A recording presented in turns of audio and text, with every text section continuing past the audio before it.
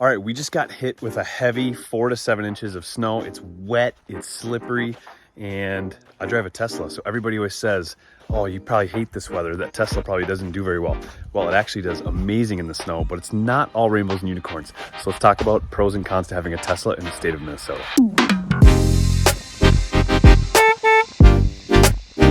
All right, hey there.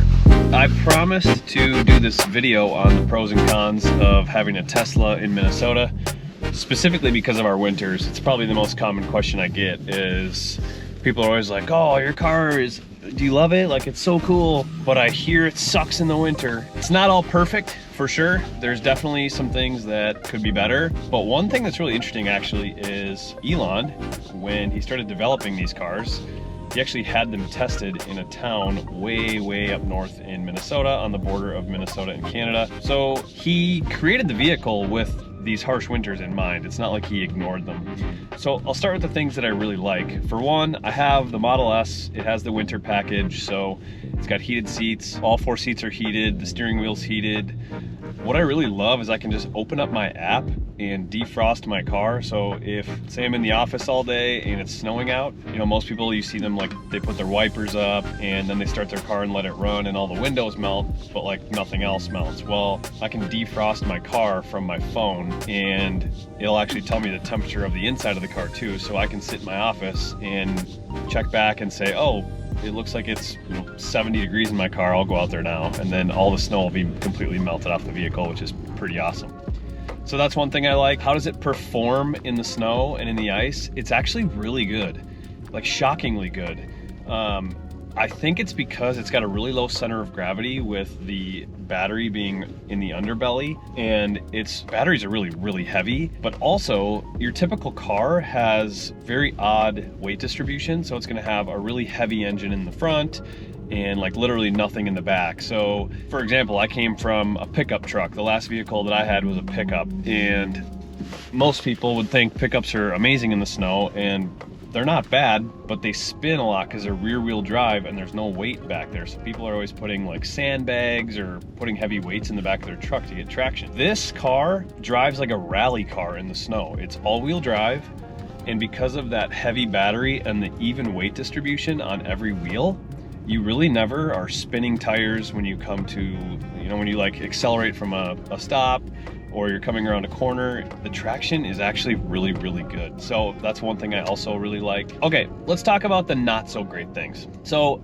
everybody knows, it's not a mystery, that these batteries take a hit in the winter, and yes, it definitely does. That's probably the biggest concern, and also the biggest downfall to these electric vehicles or Teslas is in the really harsh cold, the battery does take a hit. It's probably a 20 to 30% decline in range.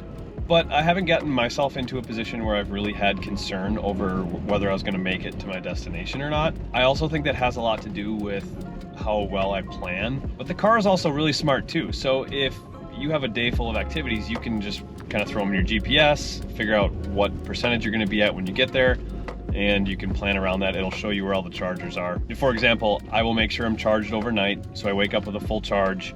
And then if I'm out running around or showing a lot of properties, I'll make sure that I mix in, at least like a 15-minute stop later in the day to charge, just to be safe. But again, it's not a huge deal for me because it's pretty rare that I'm driving like hundreds of miles in one day. And we have a gas car if I needed something to fall back on. So some of the other cons. One common expense that I think people overlook is the need for winter wheels. So when I bought my Tesla, I bought the one with 21-inch wheels on it. I just think big wheels look cool, and they're very low profile. I wouldn't say they're slicks, but they're definitely not for the winter. So I had to go buy separate rims and tires, which was not cheap, but the winter wheels work phenomenally. So you're definitely going to want to budget for a winter set of tires.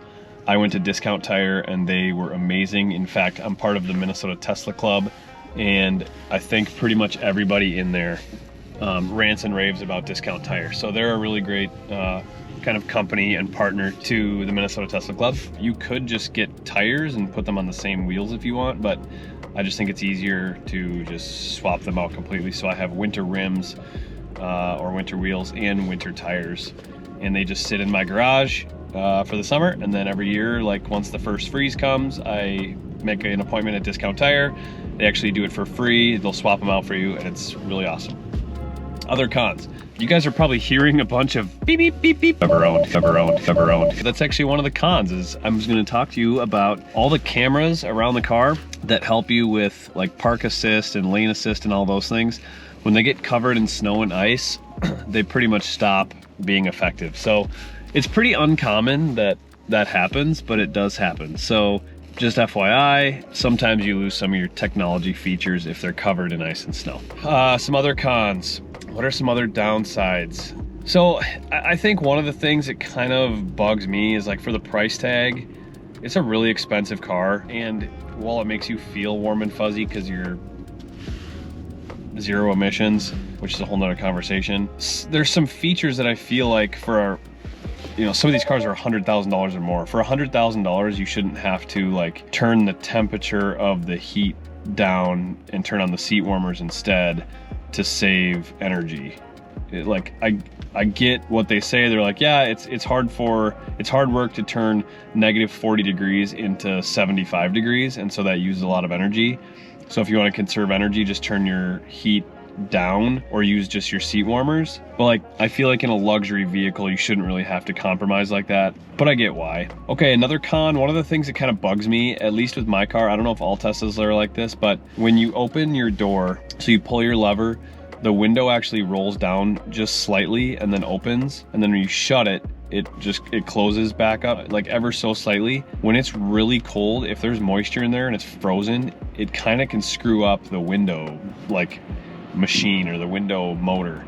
I've had a couple times where the window it's been pushed all the way up when I tried to close it, and so it wouldn't shut all the way, and like it just sort of creates complications, which again, on a $100,000 car or more, like you shouldn't have to deal with a car door that doesn't shut. Okay, one piece of advice and something that you're absolutely going to need if you're going to own a Tesla in the state of Minnesota is you're definitely going to want to put a charger at your house.